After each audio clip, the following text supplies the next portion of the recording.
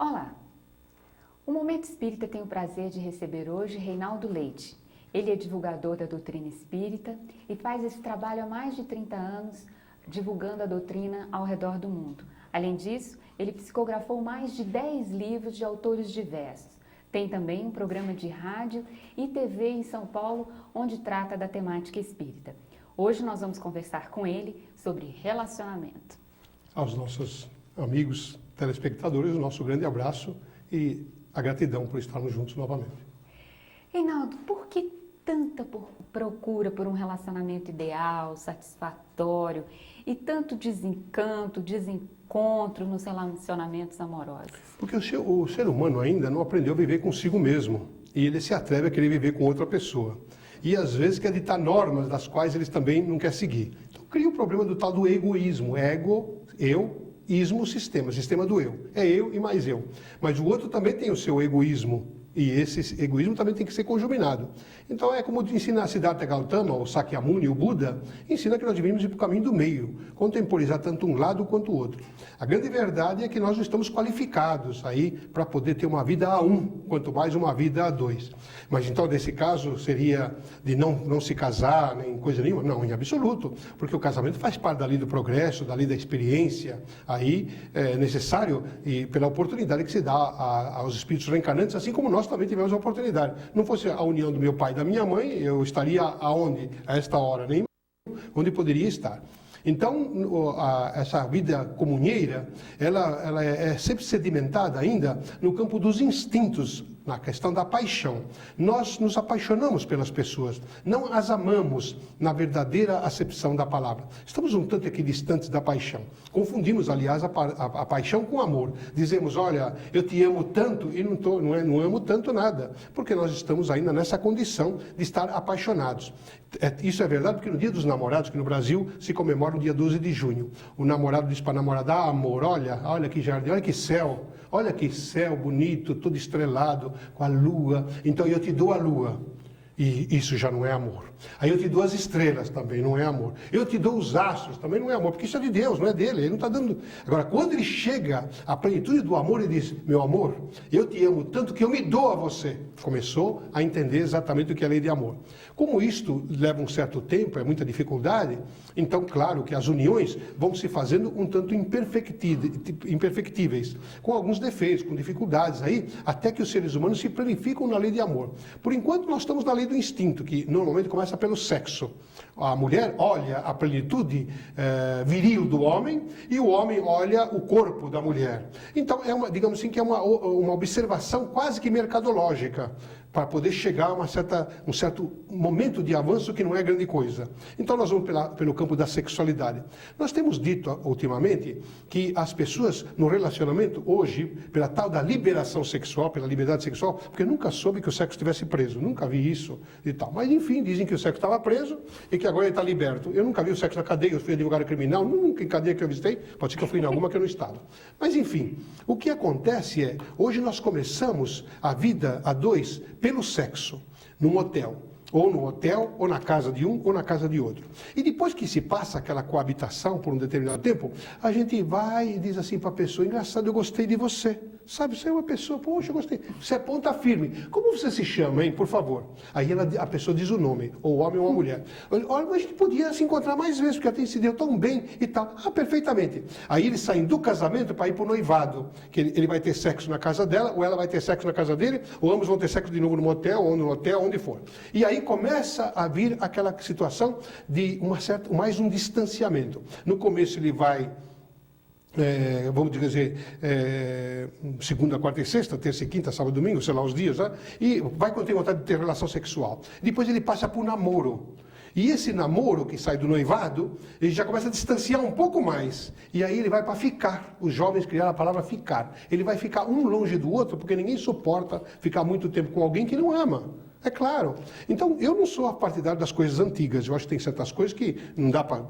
Meu Deus, já pensou? Pensou comer comida com banha de porco, quando nós temos azeite hoje, vegetais e coisa para... Houve um avanço. Então, não dá. Tem certas coisas antigas que eu não voltaria, não. Não tem jeito. Aqueles bondes antigos que em São Paulo tinha, nossa, era um problema. Aqueles trem fumaça e tava fuligem na cara da gente. Hoje não, nós temos aí os trens elétricos, temos aí os aviões e coisa parecida. Mas tem certas coisas que estão no tempo e não tem velhice, mas tem durabilidade temporal e se tornam quase que atemporais pelo avanço do tempo. Então, dentro dessa condição, eu digo que deveria começar tudo pelo namoro. O namoro é um interlóquio que começa a misturar, miscigenar os ideais, as vibrações, para depois chegar num noivado quase casamento e depois um próprio casamento aí, que já é alguma coisa que supor-se-ia que fosse definitiva. Não é porque criaram a lei do divórcio, então não é definitiva. Mas o quanto definitiva pudesse ser. Em não havendo este preparo, e não havendo tempo de namoro em que um deve conhecer o outro, claro que as idiosincrasias ficam subjacentes. E elas começam a aparecer. Quanta mulher vem para mim, eu fui advogado de família há muito tempo, vinha para mim e falava, engraçado, eu não conheço meu marido. Eu estou há 7 anos com ele, estou há 10 anos com ele, estou há 15 anos, e não conhecia ele. Ele tem um vício tal, ele toma droga, ele é nervoso, ele chuta a porta. Eu nunca tinha visto isso e agora estou começando a perceber. Ele já tinha, mas ela estava apaixonada, estava cega, ela não via certas situações. Então, o namoro possibilita isto, não pode ser nem muito longo nem muito curto, tem que ser razoável. E o que é o razoável? É segundo cada um, claro, é o livre-arbítrio de cada um, depende. Esse negócio de matemática não dá. Por que não pode ser muito longo? Não pode ser muito longo, porque aí ele entra no casamento. Ele entra no casamento, ele entra fora de hora. Porque no Brasil hoje, no mundo hoje, a sexualidade começa muito cedo. E esse é o problema das grandes dificuldades aí com HIV, com as doenças infecto-contagiosas, doenças venéreas em larga escala, e problemas psicológicos, que são as doenças piores que o ser humano vai albergando e somatizando. A propósito dessa coisa da sexualidade, o sexo não teria nenhum laivo de amor nele. Ele seria apenas uma função biológica. O sexo, a rigor, é como o dinheiro e o estômago. Não é bom nem mal. De acordo com o uso que você fizer, ele é bom ou mal. Você pega um dinheiro, mal aplica no mercado, você tem um efeito ruim. Mas ele era neutro, ele era bom, quando estava na tua mão, você não soube aplicar. Se aplica bem, se tem dividendo, juro, correção, ele é bom. O estômago, bota uma comida ruim lá para dentro, que dá uma dispepsia e dá aí um problema aí, você vai ver que você tem uma diarreia, é danado. E o estômago não, coitado, ele estava quieto lá. Mas você botou alguma coisa que ele não gostou, ele naturalmente, ele reage negativamente com isso. O sexo é a mesma coisa. O sexo é uma função biológica. Função biológica em a lei da natureza. No entanto, para o princípio inteligente do universo, que é o espírito, este sexo deve ser praticado com amor. Sem amor, ele gera uma coisa de uma leivosia, uma coisa meia lânguida, uma coisa lasciva, uma coisa que não leva a nada, nem coisa, não há troca de energias. Não há nada, não há efeitos espirituais. No entanto, quando o sexo é praticado com amor, eu vou lhe dizer, no alto dos meus 61 anos, muito pouco se pratica sexo com amor na Terra. Se pratica por instinto, porque nós somos espíritos em evolução. E Jesus fala no Evangelho, sede perfeitos. Vão sendo, como o perfeito é vosso Pai. Então nós estamos sendo perfeitos, mas não chegamos lá ainda. Então, quando nós praticamos a sexualidade, a troca energética, com a lei de amor, na verdadeira acepção da palavra, um amor que não exige, um amor que espera, um amor que tem paciência, que é paciente e tal, aí sim nós temos uma troca energética. Então o ser amado vibra na mesma faixa que nós, cria-se um campo vibratório único, e aí pronto, há aquela troca de energia e ambos saem satisfeitos. Aí com vontade de quero mais, inclusive. E quando é só na lascívia, fica na lascívia, e tem pessoas que têm a atividade promíscua, e outros chegam na violência do estupro, da violência sexual e coisas parecidas. Por quê? Porque é uma energia que, mal cotada, mal administrada, leva ao descalabro, e bem aplicada, leva à reencarnação de outras pessoas, leva à gravidez, leva à maternidade, à paternidade, leva a belezas aí, que o Platão, que conhecia muito bem isso, criou até aquela questão do amor platônico, que levou o nome dele, que é aquele amor que não precisa tocar. Então, o sexo seria apenas uma representatividade da intimidade desse amor, digamos assim, concretizado no circuito das emoções. Mas, a rigor, podemos amar uma pessoa, ou uma coisa, um objeto, sem precisar ter a intimidade com ela em absoluto.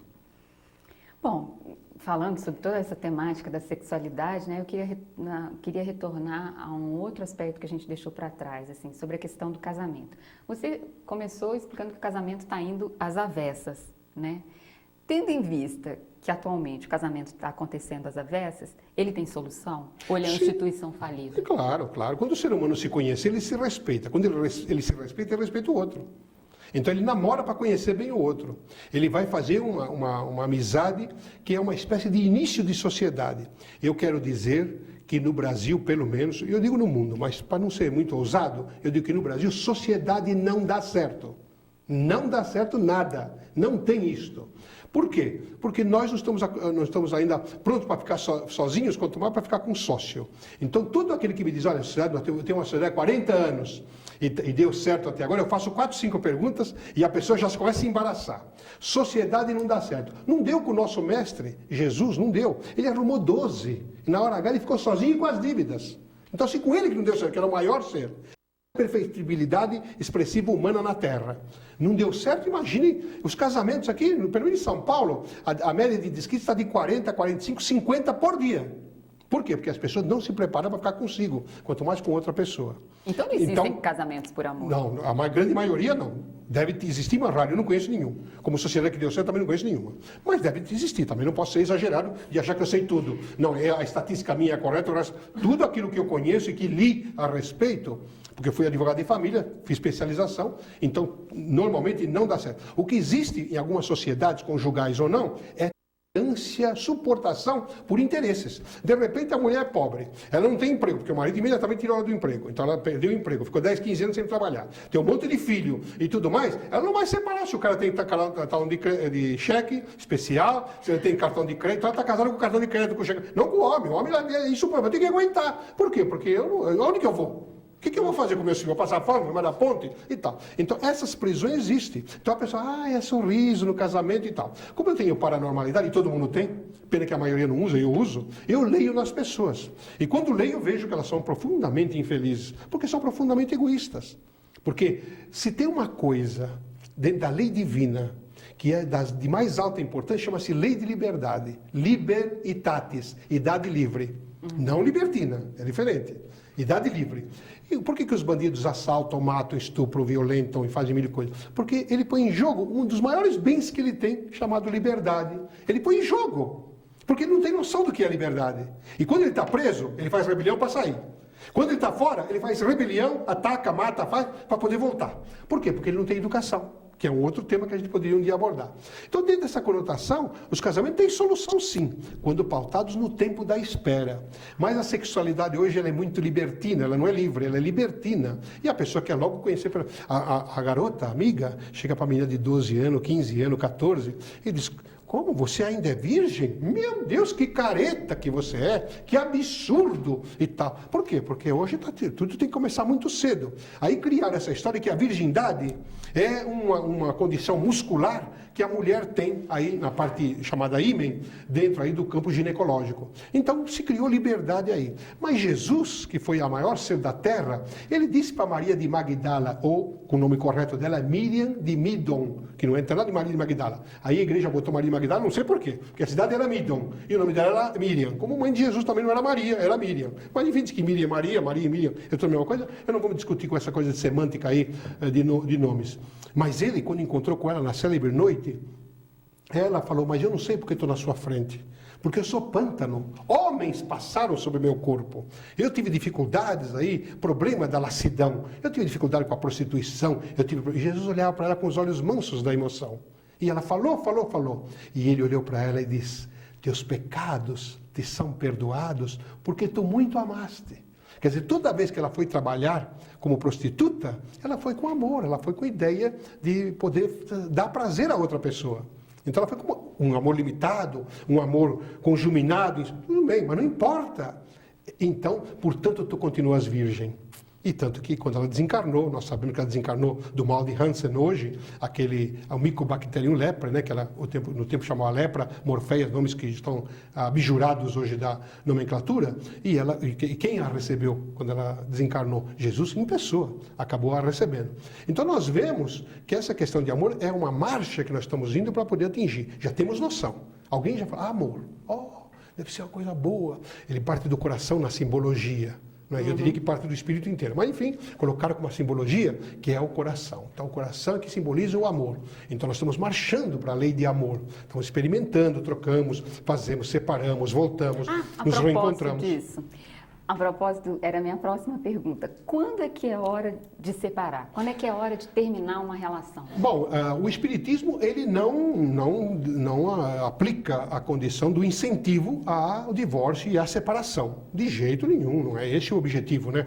Nós temos que sempre incentivar a conjuminação de família, porque na conjuminação familiar nós temos aí a oportunidade de os filhos virem através da bênção da reencarnação e dar-lhes a oportunidade da lei de progresso e coisa parecida. Mas também, quando a separação já existe de fato, quando ela já ocorre, quando já acabou, quando acabou aquele fogo da paixão que nós chamamos de amor e que extravasamos na condição da sexualidade e que vem o enjoo, porque vem o cansaço, né? Eu lembro da Messalina e do Cláudio. A Messalina, que foi uma das grandes personagens da Roma Antiga, e o Cláudio, eles tinham uma habilidade sexual. Ela era profundamente sexualizada e ele também. E um dia, os dois que tinham sexo quase todo dia, que já era uma patologia, um dia o Cláudio propõe para eles: quando vamos fazer o seguinte, vamos mudar isso aí, né? Você gosta de uns menininhos aí que eu já sei. E eu gosto de umas menininhas aqui da corte que também você já deve ter percebido. Vamos trocar? Vamos fazer uma troca? Eu um dia vou com as menininhas e você vai com os menininhos. E aí, tá bom, perfeitamente. Foram. E ficaram lá na noitada que se pode imaginar. Não precisa descrever muito isso, que também qualquer mente sabe da situação em pleno século XXI. No dia seguinte, eles se encontraram no café. E aí ele disse para ela: e então, foi bom? Como você se sente? Ela disse: cansada. Quer dizer, aquilo só cansou fisicamente, foi uma coisa tão absurda, que não levou a coisa nenhuma, senão um cansaço, um enfado, na monotonia da própria sexualidade mal aplicada. Então, quando chega a separação, primeiro não deveria chegar a separação, porque se tivesse o namoro do tempo certo, e qual é o tempo certo? De acordo com a vibração de cada um. Isso é a paranormalidade que vai dizer, no seu sentido. E depois o noivado, e depois o casamento, raramente as pessoas se separam. Antigamente você vê que não tinha muita separação, embora muita mulher morreu louca por causa de marido déspota, e muito homem entrou na bebedeira por causa de mulher que era um tribufu da vida dele, porque não havia o preparo e também não havia a facilidade de hoje. Então, o que diz o Espiritismo no item 5º do capítulo 22 do Evangelho segundo o Espiritismo? Que o divórcio é uma lei humana e ela deve ser aplicada na medida em que a separação já ocorreu de fato e que pode ocorrer um mal maior, que é o que normalmente ocorre, é a matança, o ferimento, é a violência que ocorre fisicamente, psiquicamente, psicológica. Então, muito melhor que se separem para poder se unir depois, se for o caso, do que manter uma relação para a satisfação social e insatisfação no ambiente do lar. E vale a pena ficar junto só por conta dos filhos? Em absoluto. Porque os filhos vão cuidar da vida deles, os filhos vão fazer o que nós fizemos, né? Nós vamos cuidar da nossa vida. Um certo dia a gente larga pai e mãe e vai. Khalil Gibran, a propósito, o grande poeta do Oriente, ele escreveu com muita sabedoria: teus filhos não são teus filhos, são filhos da vida, filhos do mundo. E é uma verdade. Os filhos nossos não são, porque nós também largamos nossa família para poder ou viver sozinhos e longe da família, ou viver acompanhado de alguma mulher ou de algum homem para poder seguir adiante. Então os filhos vão fazer a mesma coisa. A pessoa se renunciar a si mesma. Olha, eu vou dar um exemplo muito comum. Você sobe no avião, se houver um problema de despressurização, o comando do avião imediatamente orienta: se houver isto, pegue a máscara de oxigênio e coloque primeiro no teu nariz, para depois colocar no nariz da criança. Porque se você desmaia, a criança morre. Então você põe em você primeiro, você fica firme e depois você socorre a criança. Veja, isso é uma lei natural, é claro. Então os filhos, a nossa função dos filhos é orientá-los, é educá-los. Essa é a função do a maioria não faz, porque estão desqualificados. Eles querem ter filho, querem ter sexo, querem ter filho. Ai, estou louca, acho que vou fazer uma produção independente, que eu acho, está tão na moda, vou escolher aí um louro alto, de olhos azuis, atlético, tórax avantajado, bíceps avantajado, cabeleira, ou não cabeleira, ou careca, lutador. Cada um magrinho, tenro, para não falar muito mal também dos fortes, vamos falar um pouco mal também dos magros. E essa coisa de escolher como se fosse mercadoria. Então nós estamos nesse tempo de transição no campo das emoções. Daí porque os laboratórios de psicologia, os institutos estão superlotados de pessoas com diatribes desse naipe. Mas com o tempo nós vamos aprender na lei de amor, vamos começar a ter aquela coisa de gemiação de ideais em que a germinação de ideais nos leva a certos resultados. É como aquilo que André Luiz diz na partícula cicloide. A partícula cicloide, na física, são duas peças dessa condição em que elas vão se atraindo por um objetivo imântico magnético único. Então elas se unem e fecham. Cumprida a troca vibratória para o fim determinado, elas naturalmente se afastam para seguir para novas experimentações com novas partículas cicloides em outro campo da vida. O casamento é mais ou menos isso. E o caso da infidelidade? Como é que a doutrina espírita vê a questão da infidelidade? Bem, eu tenho para comigo alguma coisa que muita gente não concorda, mas eu não acho que ninguém trai ninguém. Eu acho que nós nos traímos pessoalmente. Quando eu estou com outra mulher, que não é a minha, eu que me traio. Não é a minha mulher que é traída. Quando minha mulher está com outro homem, arrumou outro homem na vida dela, ela não me traiu. Quem se traiu foi ela sozinha. É que nós fazemos aquilo de tomar a dor do outro, de ficar com a raiva do outro, para poder satisfazer o nosso egoísmo, para poder zurzir o outro, para poder vilipendiar o outro, porque nós nos sentimos enxovalhados no nosso nome, nos sentimos vilipendiados e coisa parecida. Mas isso é uma bobagem, uma infantilidade, porque ninguém é de ninguém, todo mundo está sujeito a isso. Agora a mulher arrumou outro homem, de repente, podia ter acontecido comigo. Quem pode dizer que amanhã não arruma outra? Ou ela não arruma outro, ou outra, e não fica bem com aquele, arruma um terceiro, e coisa. Quem pode julgar? Então Jesus, do alto da sua sabedoria, que não se casou, porque foi inteligente, ele dizia, não julgueis para não serem julgados. A gente não pode nunca julgar, porque seremos julgados pela nossa própria atitude. Conheci uma pessoa muito chegada a mim, que era acusada de todo dia, a mulher o acusava de ser mulherengo, que ele tinha mulheres, que era mulherada, e ele tinha vida pública e vida religiosa pública. Então ele ia para os campos do culto dele, das pregações, de escrever e fazer. E a mulher toda vez o acusava, porque a mulherada atrás de você não vai pegar nada, você vai para os hotéis com as mulheres, vai viajar, fala que vai para um lugar e vai para outro e tal. E ele quieto, tranquilo, conhecedor da lei da polaridade, porque muito se cutuca, muito se recebe. Acabou ela arrumando um amante. Veja só que coisa interessante, porque ela mexeu com a polaridade.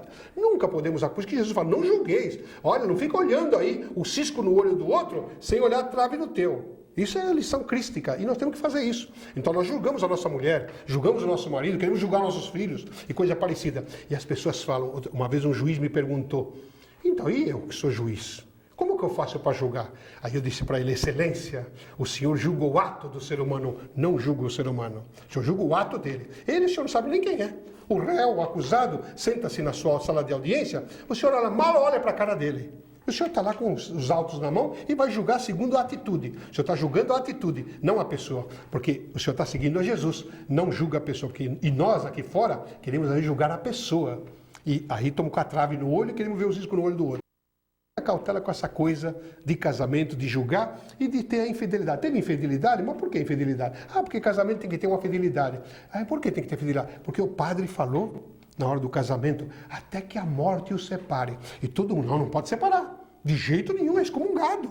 Não pode separar. Mas, meu Deus, é até a morte da relação. É que o padre não completou na ocasião e ficou faltando esse pedaço. Mas como fui sacerdote de encarnação, eu que recompleto. A morte da relação os separe.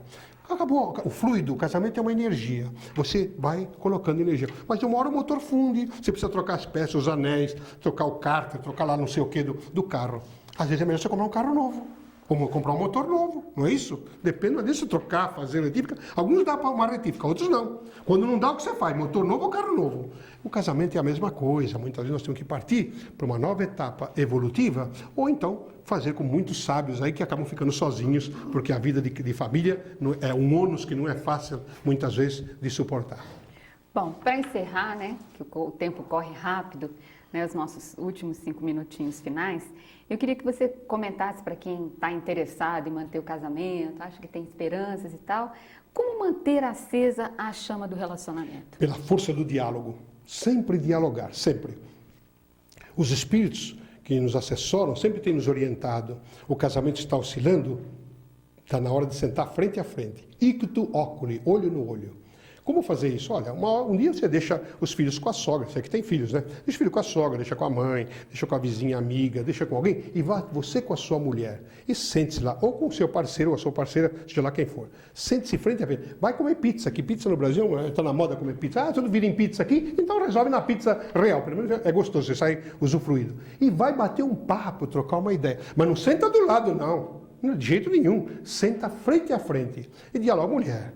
Vamos botar os pingos nos i. Você tem mudado assim, assim, assim. Ela vai dizer, você também. Então, vamos tentar fazer as coisas, porque afinal de contas eu ainda te amo. E sinto no teu olhar que você me ama. Porque a gente sente, tem paranormalidade e sente. É o campo vibratório, você sabe se está bom ou não está.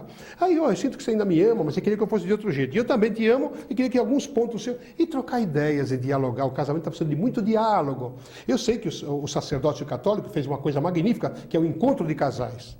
Mas quantos deles perduraram? Só o tempo de ficar lá para comer os comes e bebes, para escutar os depoimentos da choradeira e não resolver absolutamente nada. Os nossos irmãos pentecostais e evangélicos também têm feito muito isso. Os psicólogos têm feito reunião de encontro de casais, aquela terapia de casal e coisa parecida. Mas se não houver uma interação muito íntima entre ambos, dificilmente isso dá um resultado. Aí tem instrumentos para um resultado. Claro, é tudo muito bom, a terapia do casal é bom, o encontro de casais é bom tudo, claro que sempre é bom. Mas se não houver aquela interação vibratória entre o homem e uma mulher, uma troca de ideia respeitosa, e cada um respeitar o limite dos outros, o casamento de fato não prossegue. Reinaldo, muito obrigada pela sua entrevista ao Momento Espírita. Aos nossos irmãos telespectadores, de novo, muita alegria de estarmos aqui e muito obrigado pela oportunidade da atenção. Oxalá permita-nos a vida estarmos juntos novamente. E nós aguardamos você no nosso próximo programa. Muito obrigada.